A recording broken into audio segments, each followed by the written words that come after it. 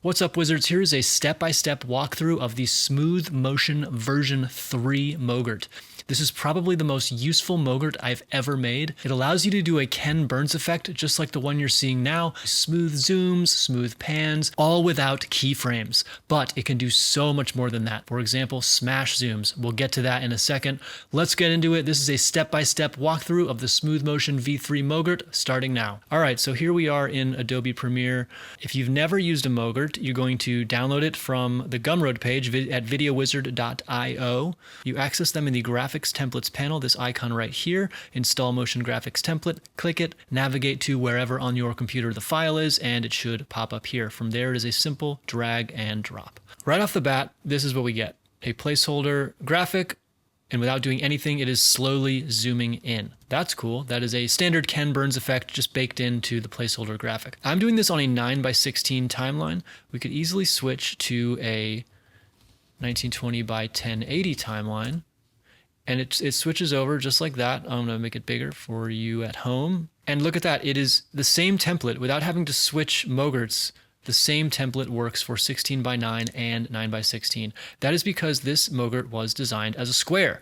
You'll notice in the media section here, this is the placeholder graphic that you will be replacing with your own photo or video. It is a square. This template was designed in After Effects in a composition that is 1920x1920 in size. This accomplishes two things. One, 1920x1920 is effectively oversampling, making sure you get the highest quality image in your timeline without any weird artificial pixelations added in by the MOGRT, so that's good. But more importantly, I think, is it allows you to use the MOGRT in more situations. You don't need to keep a collection of one MOGRT for this aspect ratio, one MOGRT for that aspect ratio, etc., etc. You get one MOGRT to rule them all. That's the point, and that's what I've done here with this one. All right, so I'm going to reformat this just so it looks a little bigger and nicer for you at home. There we go. So again, there's our square MOGRT. Here's our 16:9 implementation of it, which is basically just that center piece cropped like that. I've got a few stock images here and one video, which we'll get to. The way this MOGRT works, and all MOGRTs, you take your media and just drag and drop into the media placeholder section,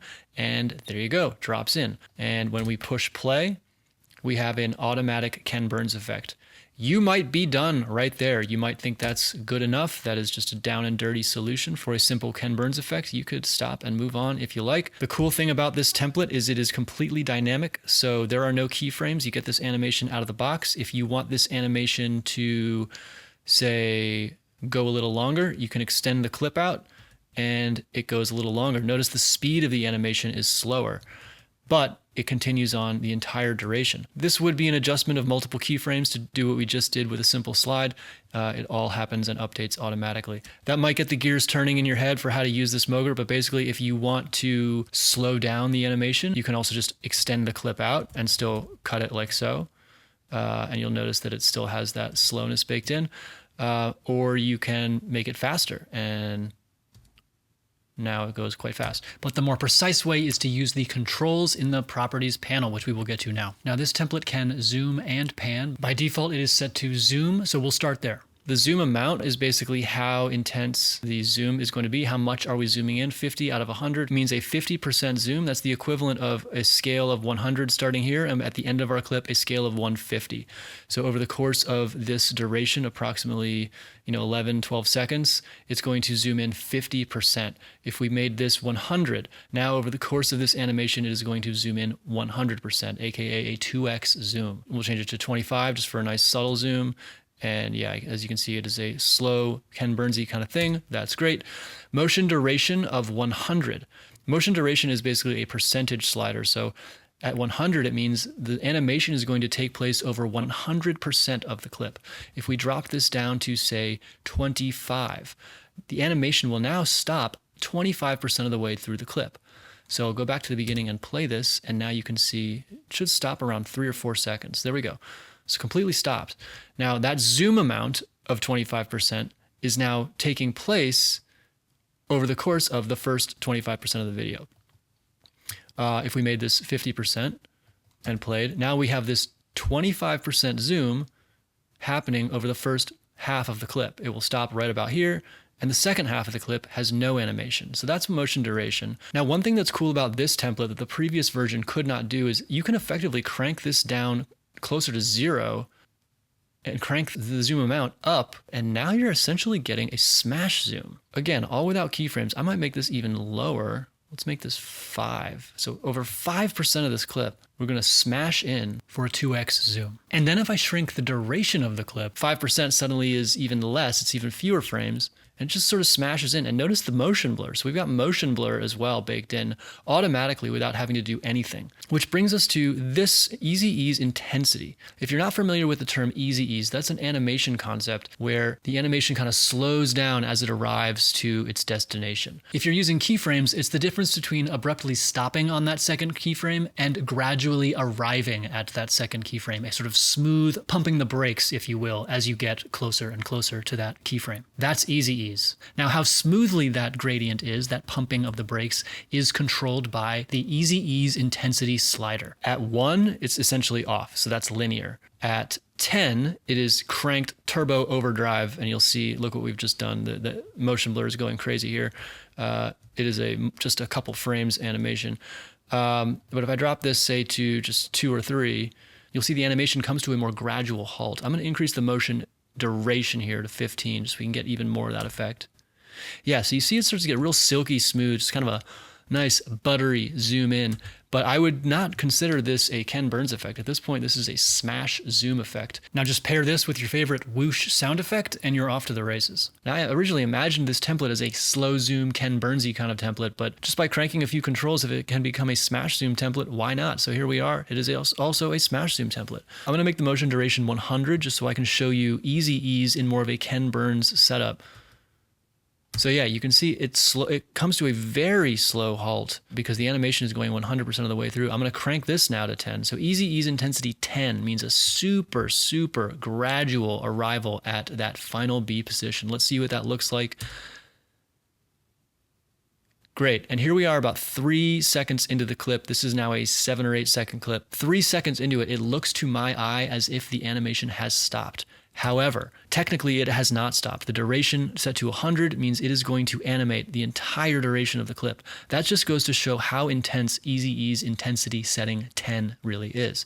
What that means is approximately 3 seconds into this clip where it stops animating to my eye, the animation is not quite at 100% yet. It is at 99.99991%, and it takes the remaining 5 seconds to get to truly 100%.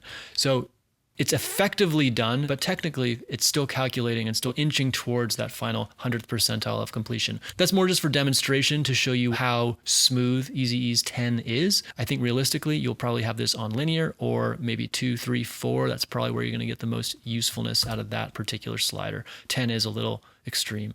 I'm going to make this clip 10 seconds, crank some of these settings a little bit. Zoom amount 25, motion duration 100, easy ease 4. Let's see what we get. So yeah, it's more of the Ken Burns look that we are used to. It should stop at least to our eye before we get to the end. Yeah, it looks like it stopped right about there, which is great. So it's just this very smooth zoom in. Now, you've probably noticed there's one big problem with all these zooms we've been doing is they're not zooming towards our subject. Our subject is right here. But all these animations are center oriented here. So that's not ideal. Ideally, we are zooming into our subject right here. We can do that, and we can do that quite easily. To zoom into a particular place in your image, you're going to want to check on the guide layer. That brings this red dot onto the screen. That is where we have been zooming. That is the default position when you just drag and drop this MOGRT into your timeline. By checking on the guide layer, we can now see and adjust where we want to zoom in. So let's zoom in to maybe right in between our couple here, right in between their faces. So that's our new target. Let's push play, and there we go. We're now zooming in to the red dot as it is positioned here.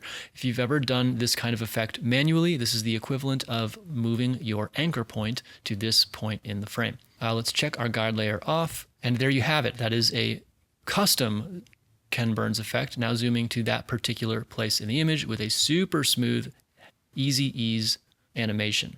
It is also easy to reverse that. If we wanted to, say, start zoomed in here and end full frame like this, we simply click reverse motion. And just like that, when we push play, it returns to our starting position. To do this manually, you would have to move at least 4 keyframes with plenty of opportunities for misclicks and frustration. That's the big solve here. Just instant and thoughtful, one-click solutions, no keyframes anywhere. We love that. Okay, so I'm going to clear this out and we're going to go ahead and start another example from scratch. I'm going to drop this great photo of a dog, and I don't know if you can see in our preview here, but the dog photo goes off the frame. Several different ways to fix this. One, you can just drop the scale down, and then you'll notice it starts to fit the frame more sensibly. But that's not how I recommend doing it. If you scroll down, open this foreground tab, drop the foreground scale to, in this case, about 57, and now it fits. And now what is this? It has revealed this blurry looking version of this image right behind it. By default, this image will render a second version of the image blurred in the background. If you open up the background section, now you have controls over this background. This template lets you very easily accommodate photos that are the wrong aspect ratio for the timeline you're working in. So in this case, we have a more vertically oriented photo, and we're trying to make it fit in a horizontal video by simply dropping the scale down of the foreground so it looks the way we want, and then increasing the scale of the background so it fills the frame. We get this nice, thoughtful way to present a photo that just otherwise wouldn't fit. We also have controls for blur. You can make that background super blurry. If you just want it to like invoke some of the same color palette of the photo, you can just blur it out completely, or you can get it down to 0. So it's literally just an enlargement of the photo in the background. I think it looks good blurred out, so let's do that.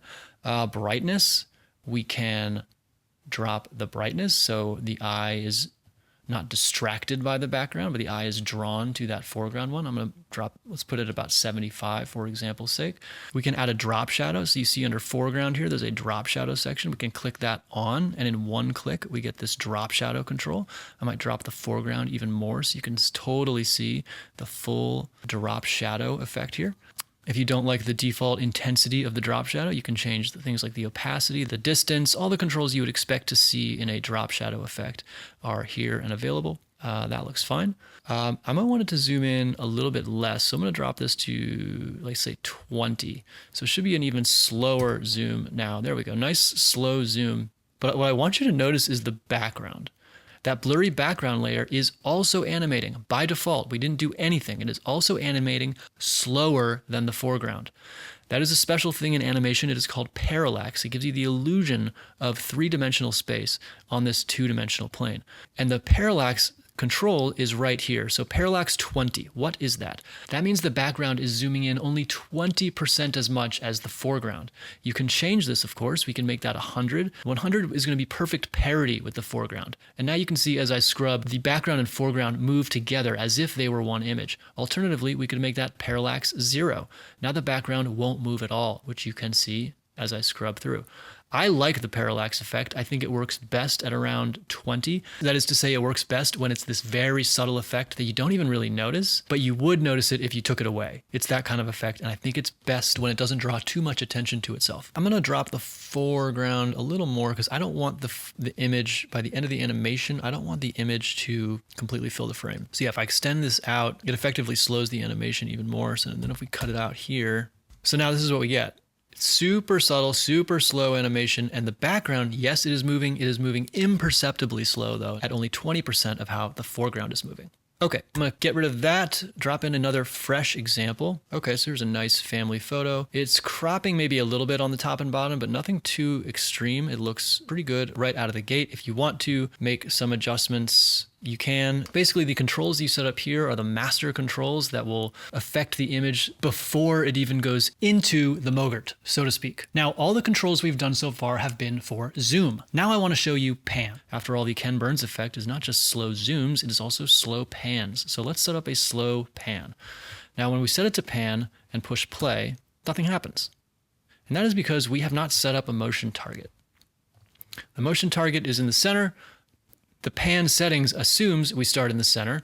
So if we haven't moved the target from the center, it has nowhere to pan to. It doesn't know where you want to pan. To set up pan correctly, set it over to pan, click on the guide layer, and then go to your last frame of your clip. You can click on your clip, click the down arrow and the left arrow. Now we're on the last frame of our clip. So let's say we want to pan across to this boy here. Green is start, red is stop.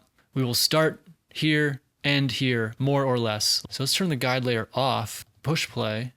And yeah, there's our pan going in the direction that we just set up towards the boy on his dad's shoulders. It's a fast and intuitive way to set up a custom pan without touching keyframes at all. Okay, I'm gonna get rid of this one and I'm gonna load in another one. I've got this other photo. A shocked man. He's shocked. Go into the media here, raise it up a little bit. And I'm gonna make it a little bigger too. Just making some tweaks so I like the way this looks in frame. That cropped rectangle in the center that I'm outlining here is essentially what we are seeing in the timeline. Now, I want to do another pan effect starting here and ending here, like roughly panning over to the left. So I'll set this to pan, click on the guide layer and go to the last frame of the clip. I want you to notice what is happening as I make these adjustments. Pan left. The image is zooming in as I do this. And I'm going to move the Y up right in between his eyes. That's where I want it to go. Let's see what that looks like. And there's our pan. The image is moving towards that precise target that we set. Now I want to back up for just a second and explain what these movements were as we were setting up the effect. Now, as I move our target, the image is zooming in to accommodate the motion. That is to say, you can't move across your image without scaling up your image. Otherwise, the image would fall off the edge of the frame. However, and what makes this template so special is that it's automatically calculating the scale adjustment that would need to be made so that the image never goes off the edge of the frame. Does that make sense? All the calculation and tinkering that you would have to do with multiple keyframes to get this right is automatically done for you without ever doing a keyframe. Even if you make the clip faster, slower, adjust any of these other settings, whatever you do, the template is updating in real time. And the result is the animation just works. No keyframes, no tinkering, no image accidentally falling off the edge of the frame. It just works. That is the benefit of a dynamic template. It's ready to go, looking good in more situations, more often. Now you can also do a smash pan. I don't think we have correct terminology for a smash pan, but just the way that you can get a smash zoom, we can crank some of these settings and get a smash pan. So motion duration, it's set to 100, which again means it's animating from start to finish of this entire clip. If we crank this down, let's say to 10, now only 10% of this clip gets an animation. Pushing play, you can see that just means it moves a lot faster. But if we crank the easy ease up as well, notice the motion blur is starting to become visible. Push play, and there you go. It's a kind of a smash pan effect. Pretty cool and super silky smooth. If we crank this up to 10, maybe increase the motion duration a little bit, now what we get? Just very smooth, kind of similar to that other one, but you'll notice just how smooth you can get these effects just with a few flicks of basic sliders. Again, we can reverse that motion with one click. Now we go over like that, so you could have an animation like that, then maybe text comes up on screen. Tons of ways you can do this. That's just where my imagination goes. So that's that one. The last thing I want to show you, put in a fresh version of the template here, and I will drag and drop this video. Generally, when you say Ken Burns effect, we're thinking of a smooth animation to give life to an otherwise static still image. But with MOGRTs, you can add stills or videos. So we've got this video, and the video itself is actually quite long. This video is 56 seconds. That's interesting. So the default of the template is 10 seconds. This leads me to just some best practices for how to deal with video in a MOGRT. So I'm going to close this out. I'm going to take this video. Again, it's a 56-second long video. I'm going to drag it into this little paper document here. And what that does is that creates a new timeline exactly spec'd out to the specs of this video, which is exactly what we want. And now we've got the full duration of this clip. So it's just this guy making this kind of surprise face a few times. I like this one at the end. What I want to do is just clip that out. It's also in slow motion. I don't want it to be in slow motion for this. So I'm going to, let's see if we increase the speed here. Yeah. Okay. So go back to our timeline here, bring in that fresh MOGRT. Now my point here is you can use a nested sequence as media. So that faster sped up version that's clipped out for just exactly the part of the clip we want is now what gets ingested into the MOGRT. An entire sequence is dropped into the MOGRT. That also means we can go back to this original nested sequence, make any changes here, and they will update in real time live here. So if I added, for some reason, B-roll or titles or something to this particular timeline, it would also appear in this MOGRT, live updated in real time. Good stuff. So let's get that smash in, turn on our guide layer. I want to smash, yeah, right center of his face, kind of his nose. Turn that off. Zoom amount, let's do a nice big zoom. Motion duration 15, easy ease intensity 4. So there's that motion blur coming back. Let's push play. And yeah, we got a smash zoom now with video. I might move this up even more. go to our last frame and really dial it in so it looks the way I want. Yeah, I think it's more the forehead is maybe where we want it to be. Turn that off. And there we go. We've got a smash zoom with video, with motion blur, never touching keyframes. All right, that is it for this template. Thank you so much for sticking with me to the end. If you want to learn more about it, you can go to videowizard.io, where you'll find more information about this one and all the MOGRTs I've done. If you have any questions, feel free to drop a comment below. And of course, like, subscribe, and I will see you on the next video. Happy editing.